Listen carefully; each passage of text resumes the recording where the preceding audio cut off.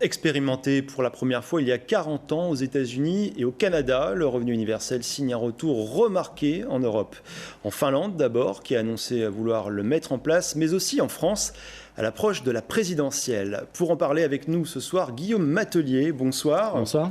Alors vous êtes chercheur en sciences politiques, vous êtes membre du Parti socialiste, spécialiste du revenu universel. Alors le revenu universel, pour faire simple, c'est un revenu versé à chaque individu, sans condition de ressources ni obligation de travail.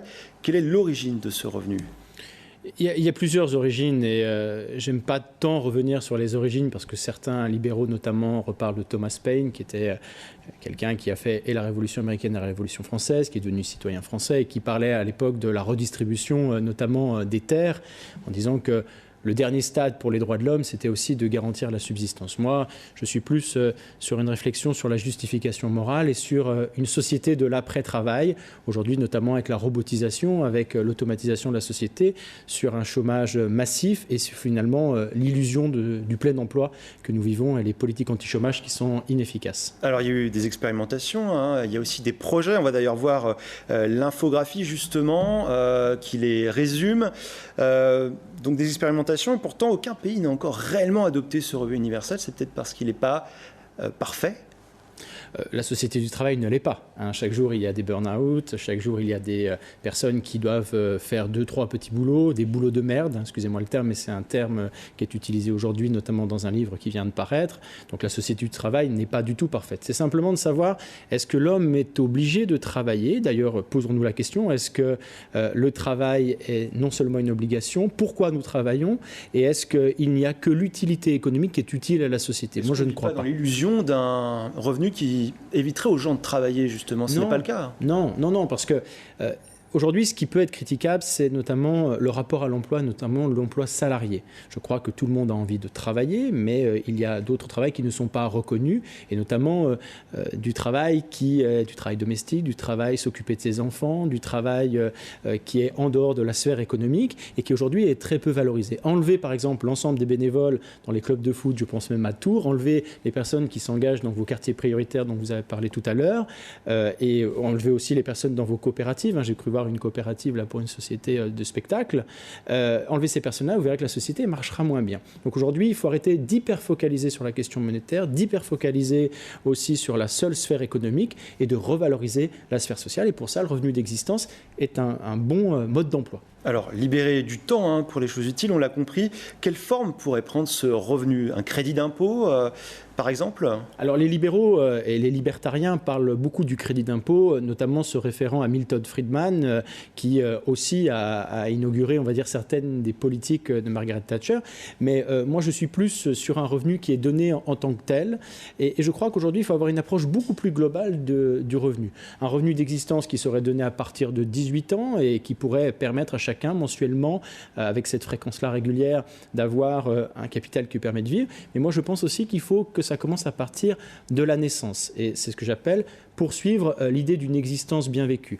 Et je propose d'hypothéquer le revenu de 0 à 18 ans sur un compte public qui pourrait être délivré à partir des 18 ans, peut-être avec quelques conditions, pour donner une impulsion monétaire à la jeunesse et un espoir de construire ce projet de vie pour une existence bien vécue. Et puis enfin, une existence, ce n'est pas uniquement l'hyperfocalisation monétaire, c'est aussi le travail sur les biens communs, sur une eau de qualité, un air de qualité, sur les services publics. Donc ça ne va pas à l'inverse ni de la sphère du travail, ni de ce qui existe aujourd'hui en termes de protection sociale. Ce revenu remplacerait par exemple le RSA, la prime d'activité ? Absolument. Ouais. La totalité des aides, des allocations, en somme Absolument. La totalité des aides et allocations de ce type-là, toutes celles par contre qui relèvent de l'assurance maladie et autres, restent puisqu'elles sont sur le salaire, liées au travail notamment, ou liées au chômage quand il y a du chômage. Alors la Finlande va tester ce revenu universel le 1er janvier 2017. On va d'ailleurs voir ce qu'elle propose.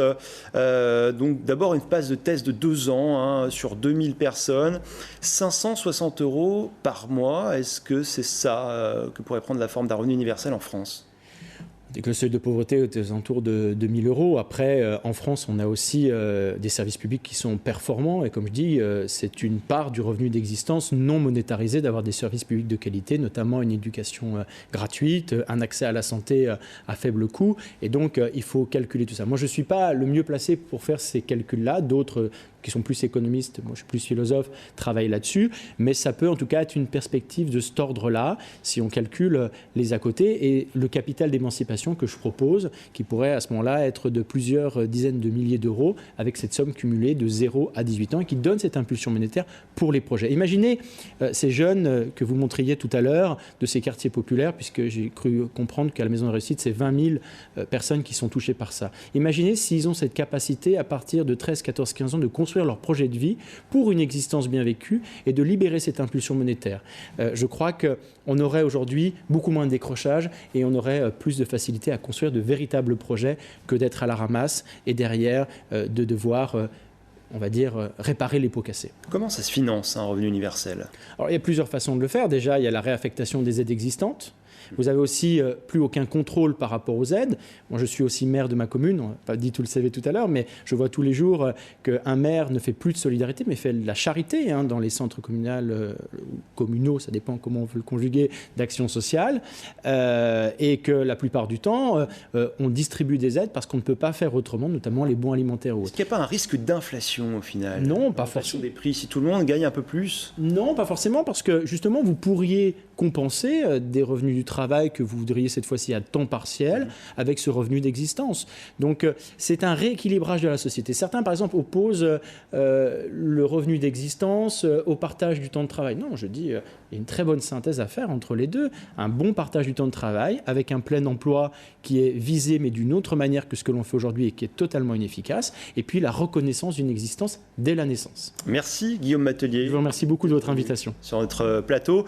Si vous êtes intéressé justement par ce revenu d'existence, Guillaume Matelier donc donne une conférence sur le sujet ce soir à 20h au 16 rue Bernard Palissy à Tours.